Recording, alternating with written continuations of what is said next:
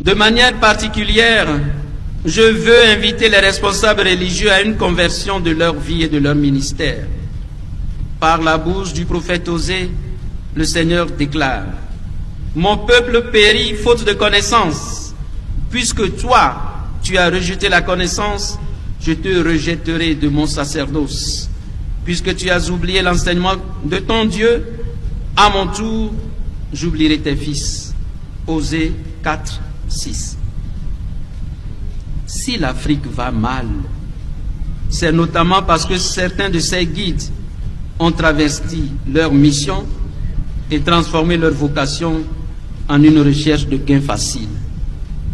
Ne vendons pas des illusions aux populations qui viennent vers nous. Soyons plutôt honnêtes et courageux dans l'accomplissement des charges reçues de Dieu. Il y a quelques mois, au cours d'une homélie prononcée au grand séminaire Saint-Jean-Paul II, je déclarais ce qui suit, aux séminaristes bien entendu. De plus en plus, nous tombons dans ce travers de faire croire à nos fidèles qu'il suffit de prier pour que tout soit résolu dans leur vie. Mais qui a dit cela? Qui a dit qu'il suffit de prier pour que sans aucun effort, tout soit résolu dans la vie de l'homme?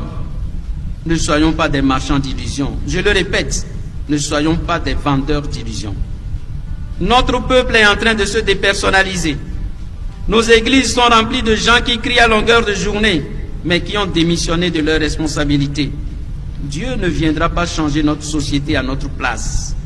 Nos peuples croupissent dans la misère et nous disons à l'église: prions que le Seigneur nous délivre de cela. Mais la délivrance viendra d'où? Nous avons une forme de prière qui dépersonnalise les gens.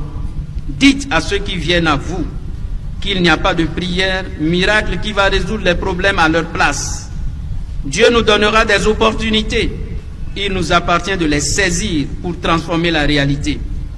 On ne veut plus rien faire et on demande à Dieu de venir tout faire à notre place. Et qui sont ceux qui enseignent cette forme de prière? C'est nous. Non. Ne faisons pas de notre peuple un peuple de paresseux.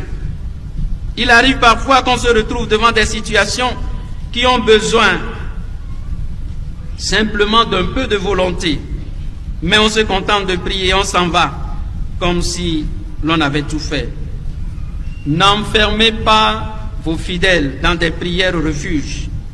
Ouvrez les portes pour qu'avec la grâce de Dieu, ils puissent agir. Pourquoi Jésus ne s'est-il pas enfermé? Pourquoi n'est-il pas resté sur la montagne toute la nuit et toute la journée à prier pour que Dieu convertisse les gens? Pourquoi est-il sorti pour prêcher la bonne nouvelle?